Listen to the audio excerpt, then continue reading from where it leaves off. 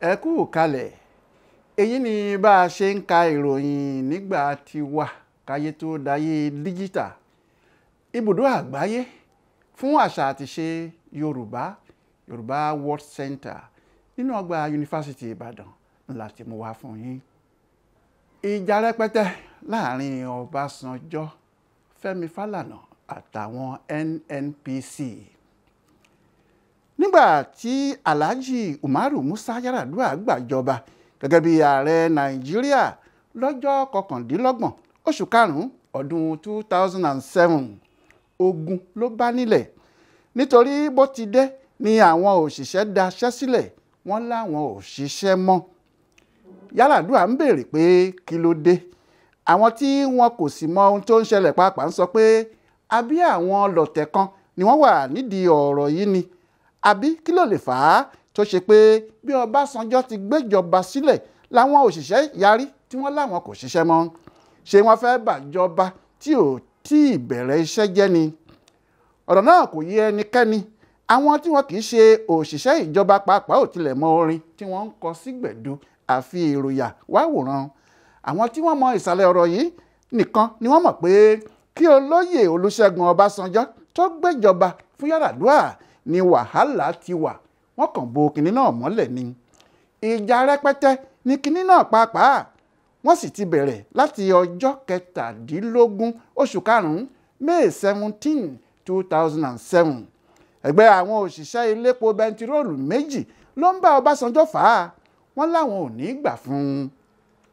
Ohun tó ṣẹlẹ̀ ni pé lọ́jọ́ 17 oṣù karùn-ún 2007 tí à ń sọ yìí, ọjọ́ náà ni àjọ tó ń ta àwọn iléeṣẹ́ ìjọba fáwọn aládàáni Bureau for Public Enterprise BPE ta ilé ìfọpo Port Harcourt Refinery fún iléeṣẹ́ kan tí wọ́n ń pè ní Blue Star Oil ní ọ̀tàlélẹ́ẹ̀ẹ́dẹ́gbẹ̀ta àti ẹyọ kan 561 million owó dọ́là lórúkọ ìjọba àpapọ̀ ilẹ̀ Nàìjíríà.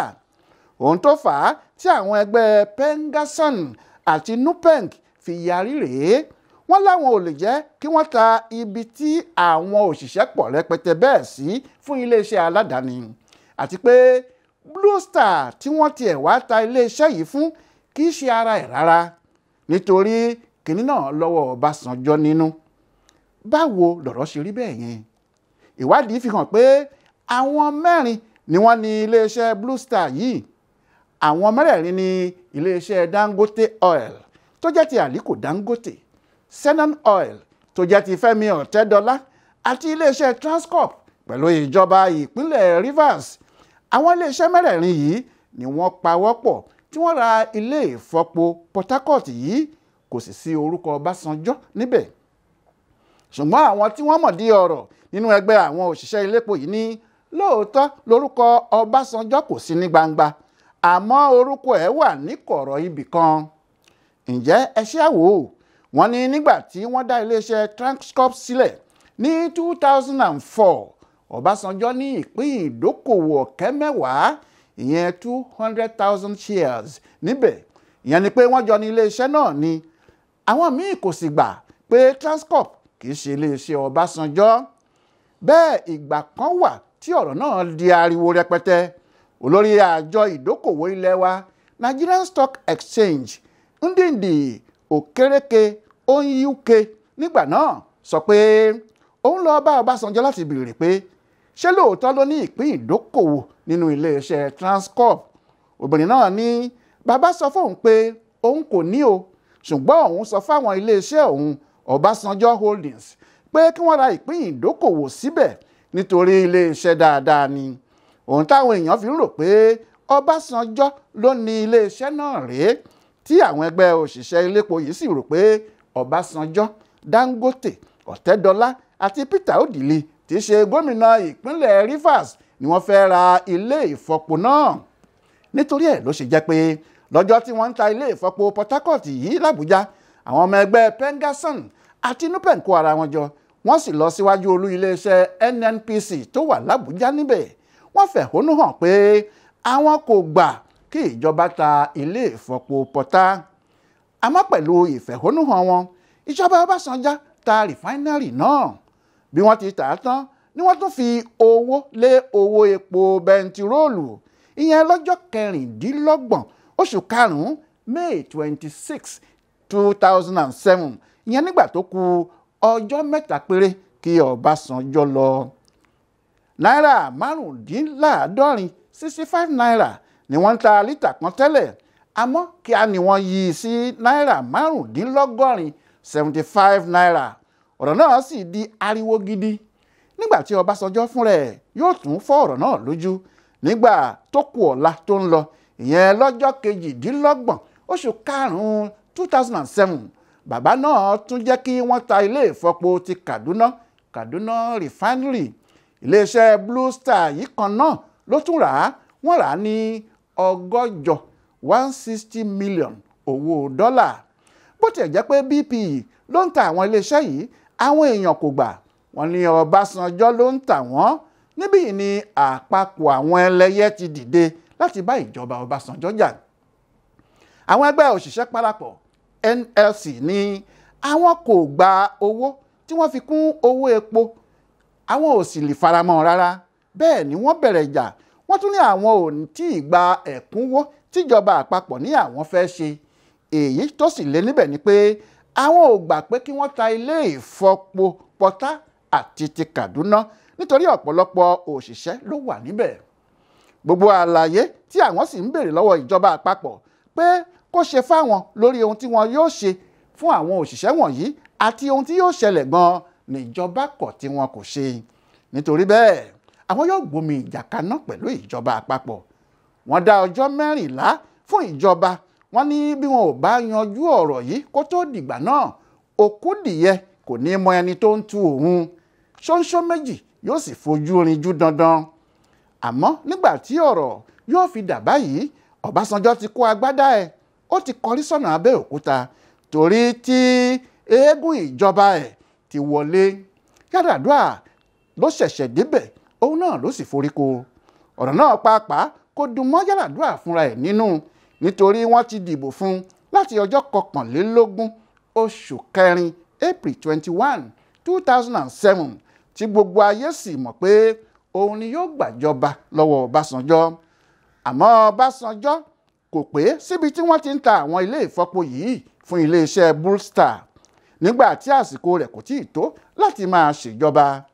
bẹ́ẹ̀ ni Àtíkù Abubakar tó jẹ́ igbákejì ààrẹ náà lóun kò mọ kinní kan nípa ẹ̀ níbi tí àwọn Dangote àti Ọ̀tẹ́dọ́lá ti gbé jombo nìyẹn. wọ́n forí kó jábìn àfi bí ẹni tó gbé òkú àparò àápọn ni wọ́n gbé.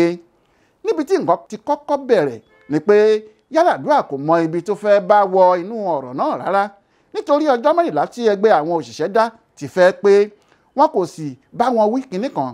nítorí bẹ́ẹ̀ nígbà tó di ọjọ́ 18 oṣù kẹfà ìyẹn June 18, 2007 akọ̀wé ẹgbẹ́ àwọn òṣìṣẹ́ ìgbà náà John Oda fìwé ránṣẹ́ sí gbogbo àwọn olórí ẹgbẹ́ wọn pé tó bá di aago 12 òru gééré lógúnjọ́ oṣù kẹfà June 20, 2007 ìyanṣẹ́lódì yóò bẹ̀rẹ̀ lórígun mẹ́rẹ̀ẹ̀rin Nàìjíríà kí kálukú múra. ọ̀rọ̀ náà já àwọn èèyàn láyà gan nítorí ẹgbẹ́ àwọn alágbàtà epo Independent Petroleum Marketers Association of Nigeria IPMAN tí láwọn ò ní gbé epo bẹntiróòlù láti ọjọ́ 15 oṣù kẹfà yìí kan náà. wọn kò sì gbé epo láti ìgbà náà nítorí owó tí Ọbásanjọ́ ti fi kún owó epo náà kó tó lọ. àwọn èèyàn wá rò pé bí NLC bá tún bẹ̀rẹ̀ tiwọn wàhálà gidi ní fún gbogbo ọmọ Nàìjíríà. bẹ́ẹ̀ ni kinní ọ̀hún sì rí lóòótọ́ àsìkò tó le fún Nàìjíríà ni. àwọn òṣìṣẹ́ daṣẹ́ sílẹ̀ àwọn elépo bẹntiróòlù kò gbé kò sépo nílé epo bẹ́ẹ̀ ni kò sí mọ́tò nígboro ohun gbogbo sì di rúdurùdu. nígbà náà ni wọ́n bẹ̀rẹ̀ sí sọ fún Yar'Adua pé kí òun náà kó múra ohun tí yóò sì kọ́kọ́ ṣe ní láti fagilé àwọn ilé epo tí Ọbásanjọ́ tà fáwọn Dangote kí àwọn òṣìṣẹ́ wọ̀nyí lè padà sẹ́nu iṣẹ́ wọn. Yar'Adua náà sọ fáwọn oníròyìn tó ń yọ lẹ́nu pé òun máa gbé ìwádìí dìde kí òun lè mọ ohun tí òun yóò ṣe lórí ọ̀rọ̀ ilé ìfọpo tíjọba Ọbásanjọ́ tà. kójú má rí bí gbogbo ara lògùn ẹ̀ ẹsẹ̀ ni wọ́n fi ń wá. kíá làwọn tí wọ́n ní iléeṣẹ́ Blue Star Oil, àwọn tí wọ́n ra rìfáínárì Port Harcourt àti ti Kaduna ti pe ara wọn jọ, wọ́n sì kọ̀wé sí BPE pé àwọn kò ra àwọn ilé ìfọpo méjèèjì mọ́ o, kí wọ́n dá owó àwọn padà fáwọn. Ṣé béèyàn bá ń gbàdúrà kí òun má tẹ́, bí tòun bá tẹ́, àdúrà kí òun má kú ni yóò máa gbà. Bí ọ̀rọ̀ àwọn Dangote, Ọ̀tẹ́dọ́lá àti Peter Odili ti rí nígbà náà nìyẹn. Wọ́n yà sọ ọ̀rọ̀ náà di sóònú ẹ̀kọ́ àmúmọ́ra burúkú.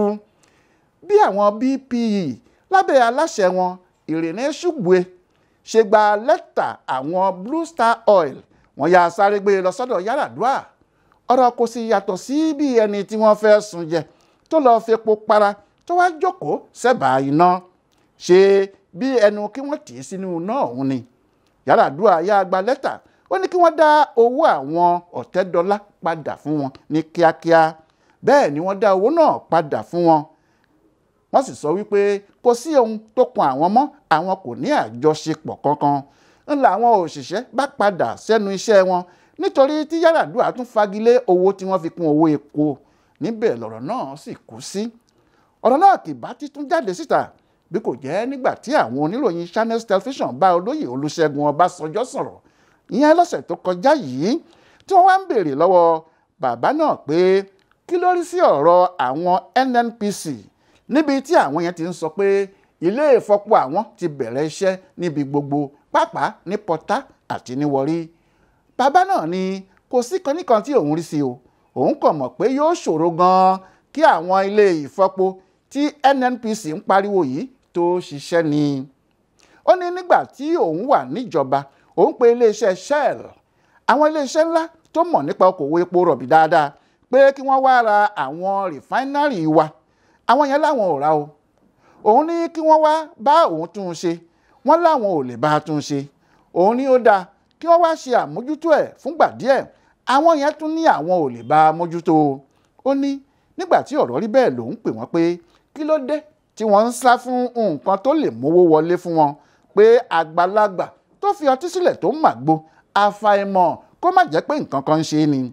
Ọbásanjọ́ ní nígbà náà làwọn yẹn sọ fóun pé ìbàjẹ́ tó wà níléeṣẹ́ Nnpc rélùwéè bíi 12 kò lè rú lọ, pé kò sí bí wọ́n ṣe lè ṣe àṣeyọrí níbẹ̀. Ọbásanjọ́ ní lẹ́yìn yẹn làwọn Dangote kó mílíọ̀nù lọ́nà 250 owó dọ́là dé, tí ìjọba òun sì ta ilé ìfọpo Port Harcourt àti ti Kaduna fún wọn. Àfi bí Yar'Adua ti dé tó yí kí náà padà bìrí tí wọ́n dá owó Dangote àtàwọn èèyàn ẹ̀ padà fún wọn. Ọ̀rọ̀ yìí ló jọ àwọn Nnpc lára.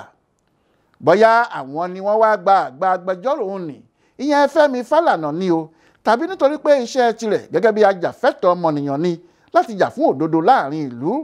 Òun táyé rí ni pé Falana bẹ́ jáde, ó sì tú àlàyé bí ọ̀rọ̀ náà ṣe jẹ́ kalẹ̀ yẹ́bẹ́yẹ́bẹ́.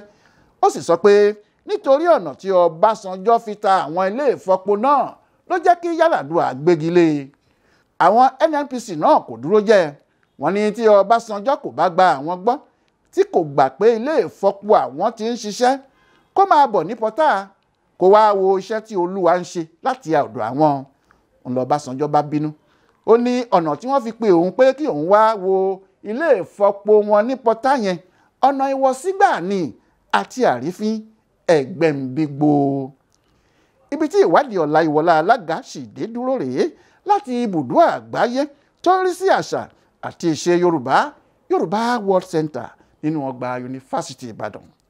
Àjẹ́ pé ó tán lẹ́nu, ó kù níkùn, ìròyìn tán báyìí, ó tún kú pabambarì bó bá dọ̀la. Agbẹ́dẹ̀gbẹ́yọ̀ ní ẹ kú kalẹ̀.